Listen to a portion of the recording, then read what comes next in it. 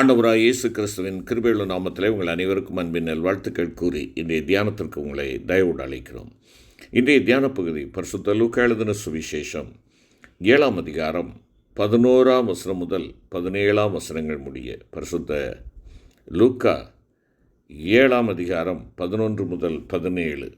தியான வசனம் பரிசுத்த லூக்கா 7ஆம் அதிகாரம் 11ஆம் வசனம். மறுநாளிலே அவர் நாயின் என்னும் ஊருக்கு போனார். அவருடைய சீஷர் அநேகரும் திரளான ஜனங்களும் அவருடனே கூட போனார்கள். அவர் நாயின் என்னும் ஊருக்கு போனார். அருமையான கர்த்தருடைய பிள்ளைகளே, நாயினூரில் அந்த ஏழை விதவைக்கு இறங்கி மரித்து போன மகனை உயிர்ப்பித்து அவனை உயிருள்ளவனாக அவனுடைய தாயினிடத்திலே ஒப்படைத்த நம்முடைய ஆண்டவராகிய இயேசு கிறிஸ்துவின் அற்புதமான செயல் மற்ற 2 அற்புதங்களையும் நமது நினைவுக்கு கொண்டு வருகிறது. சுவிசேஷங்களை நாம் வாசிக்கின்ற பொழுது மரித்து போன மூவருக்கு மறுபடியும் இயேசு கிறிஸ்து ஜீவனளித்ததாக நாம் அறிகிறோம். ஆண்டவராகிய இயேசு கிறிஸ்துவால் மறுபடியும் ஜீவன் பெற்ற இந்த மூவரும் வாலிப பருவத்தினராயிருந்தார்கள். யவீருவின் மகள் அவளுடைய வீட்டிலும், நாயினூர் விதவியின் மகன் கல்லறைக்கு போகின்ற வழியிலும், லாசரு கல்லறை தோட்டத்திலும் ஜீவன் பெற்றார்கள். யவீருவின் மகள் சுகவீனமாய் இருக்கும்போதே ஆண்டவராகிய இயேசு கிறிஸ்துவை அழைக்கும்படி யவீரு சென்று விட்டார். லாசரு மரித்து போன வேளையிலே இயேசு இங்கிருந்தால் லாசரு மரித்து போயிருக்க மாட்டானே என்று அவனது சகோதரிகள் எண்ணினார்கள். ஆனால் இந்த சந்தர்ப்பத்தில் யாரும் இயேசு கிறிஸ்துவை தேடியதாகவோ அவர் வந்து சுகமாக்கட்டும் என்று அவர்கள் கருதியதாகவோ அறிவதற்கு இடமில்லை. இயேசு கிறிஸ்து இந்த பிரேத பவனிக்கு எதிர்த்து வந்தும் யாரும் அவரிடம் மன்றாடவும் இல்லை. ஆகவே இங்கு ஆண்டவரின் எதிர்பாராத இரக்கம், கிருபை, அவருடைய அன்பின் செயலாற்றலை நாம் இங்கே காண்கின்றோம். இது ஒரு எதிர்பாராத சந்திப்பு. இந்த சந்தர்ப்பத்தின் முடிவிலே தேவன் தமது ஜனங்களை சந்தித்தார் என்று மக்கள் ஆர்ப்பரித்ததை வசனம் 16 நாம் பார்க்கின்றோம். மரித்து போன வாலிபனின் சடலத்தை தூக்கி கொண்டு வந்த மக்கள், பிரேதத்தை தொடர்ந்து வந்த ஊராரில் வெகுஜனம், அழுது கொண்டு வந்த அருமை தாய், அனைவருக்கும் முன்பாக நின்றது கல்லறை தோட்டம் மாத்திரமே. இயேசு கிறிஸ்து தங்களை சந்திக்க யாதொரு ஏற்பாடும் செய்யவில்லை. தாங்களும் இயேசுவை சந்திக்க எண்ணவில்லை. இந்த நிலையில் இயேசு கிறிஸ்து அந்த நாயின் ஊரை நோக்கி வருகிறார். இது தேவனது அளவற்ற எதிர்பாராத கிருபை அல்லவா? மனிதன் அவரை தேடாத சமயமாயினும் அவர் அவனை சந்தித்து சித்தங்கொள்வது அவருடைய மட்டில்லா கிருபையை நமக்கு வெளிப்படுத்துகிறது. நீங்கள் என்னை தெரிந்து கொள்ளவில்லை, நான் உங்களை தெரிந்து கொண்டேன் என்றாரே. அருமையான கர்த்தருடைய பிள்ளைகளே, அவரை பார்க்க ஓடி வந்து மரத்தில் ஏறி இலைகளுக்குள்ளே மறைந்து கொண்ட சகேயுவை பேர் சொல்லி அழைத்து, இன்றைக்கு நான் உன் வீட்டில் தங்க வேண்டும் என்று ஆண்டவர் கூறியது அவன் எதிர்பாராத ஒன்றல்லவா? பிலிப்பு உன்னை அழைக்கிறதற்கு முன்னே நீ அத்திமரத்தின் கீழிருக்கும்போது உன்னை கண்டேன் என்று இயேசு கிறிஸ்து கூறியது நாத்தான்வேல் எதிர்பார்க்காத காரியம்தானே? உன்னையும் நீ எதிர்பாராத விதமாக அவர் சந்திக்கிறவர், மறந்து போகாதே. இரண்டாவதாக எதிர்பாராத சன்மானத்தை இங்கே பார்க்கிறோம். எதிர்பாராத சந்திப்பை கொடுத்த ஆண்டவர் எதிர்பாராத சன்மானத்தை கொடுக்கிறார். மரித்த மகனை இனி மறுமையில் காண்போம் என்ற நிச்சயம் மாத்திரமே அந்த தாயாருக்கு உண்டு. எதிர்பார்க்காதபடி பிரேத பவனியை சந்தித்த இயேசு கிறிஸ்து அந்த விதவையின் கண்ணீரை, அவளின் வியாகுலத்தை அறிந்தார். யாரும் இந்த தாயாருக்கு இறங்கும்படி ஆண்டவராய் இயேசு கிறிஸ்துவிடத்திலே மன்றாடியதாக குறிப்பிடப்படவில்லை. ஒருவேளை ஆண்டவரிடத்திலே ஜெபிப்பதற்கு ஆளில்லாவிடனும் மனதிறங்கு மனுஷகுமாரன் அழாதே என்று அந்த தாயிடம் கூறிவிட்டு பாடையினிடத்தில் வந்து பாடையை தொட்டார். அருமையான கர்த்தருடைய பிள்ளையே, இன்று உனக்காக மன்றாடுவோர் இல்லாவிட்டாலும் உனக்காக பேசுவதற்கு ஆட்கள் இல்லாவிட்டாலும், உனக்காக பரிந்து பேசுகிறவர்கள் யாருமே இல்லை என்றாலும், அருமையான சகோதரனே சகோதரியே, மனதுருக்கமும் இரக்கமும் உள்ள ஆண்டவர் உனக்கு உண்டு.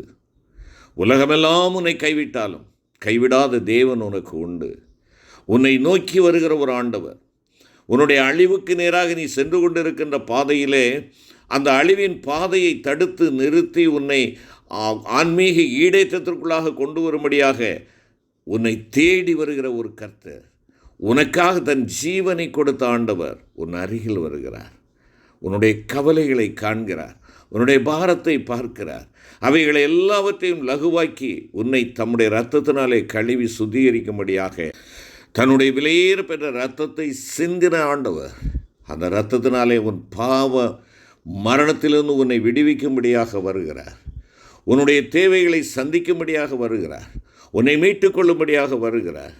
நீயும் நானும் எதிர்பாராத விதமாக ஆண்டவர் ஒரு சன்மானத்தை கொண்டு வருகிறார். அழாதே என்று தாயிடம் கூறிவிட்டு பாடையை தொட்டு அவனை உயிரோடே எழுப்பின வல்லமையான செயலை பார்த்தீர்களா?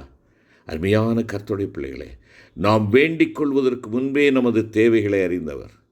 பெதஸ்தா குளத்தண்டை எந்த வியாதியஸ்தனும் வேண்டிக் கொள்ளாத நிலையில் அவர் தானாகவே ஒரு மகனிடம், நீ சுகமடைய விரும்புகிறாயா என்று கேட்டார் அல்லவா? அவன் அன்று பெற்ற சுகம் எதிர்பார்க்காத தேவ கிருபைதானே. எதிர்பார்க்காதபடி சந்தித்த இயேசு கிறிஸ்து அவரும் எதிர்பார்க்காதபடி அவனை அவன் தாயினிடத்தில் ஒப்புவித்தார். தாய்க்கு ஒரு நல்ல சன்மானத்தை கொடுக்கிறார். அந்த வாலிபனுக்கு ஒரு சன்மானத்தை கொடுக்கிறார், ஜீவனடையும்படியாக. அழுகையோடு பின்தொடர்ந்த அவள் இயேசு கிறிஸ்துவின் எதிர்பார்க்காத கிருபையினால் தன்னுடைய மகனை திரும்பவும் சன்மானமாக பெற்றாள்.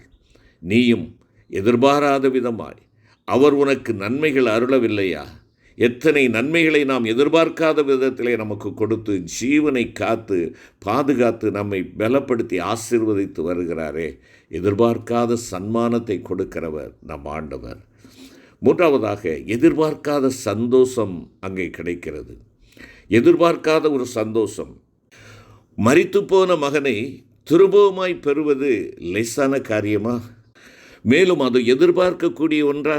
யோசித்து பாருங்கள். மீண்டும் பெறுதல் எதிர்பார்த்திராத ஆனந்தத்தை அளவில்லாமல் இங்கே அளிக்கிறதை நாம் பார்க்கிறோம். தனக்கு இளையவன் தனக்குரியதை பங்கிட்டு பிரிந்து போன பின்பு தன்னுடைய வீட்டில் சந்தோஷத்தை எதிர்பார்க்கவில்லை. மேலும் தனக்கு தெரியாமல் தன் வீட்டில் சந்தோஷத்துக்கானவை நடக்குமென அவன் எதிர்பார்க்கவில்லை. ஆனால் அன்று பெரிய ஆரவாரம் கேட்கிறது. இது எதிர்பார்க்காதது. நடப்பது அறிந்து வெளியே நிற்கும் தன் மூத்த மகனிடம், இவனோ மரித்தான், திரும்பவும் உயிர்த்தான், நாம் சந்தோஷப்பட்டு மகிழ்ச்சியாயிருக்க வேண்டுமே என்று கூறினார் அன்பின் தகப்பன். அழுது புலம்பி தவித்து கொண்டு போன தாய் மீண்டும் மகனை அரவணைத்து கொண்டு ஆனந்த கண்ணீருடன் ஊருக்கு திரும்புகிறாள். மரித்த மகனை தூக்கிச் சென்றோர் பாரம் இழக்கப்பட்டு தங்கள் கைகளை உயர்த்தி தேவனை ஆர்ப்பரித்து புகழ்ந்து கொண்டு வருகின்றனர். சற்று நம்முடைய மனக்கண்களுக்கு முன்பாக அந்த காட்சியை நாம் சித்தரித்து பார்ப்போம்.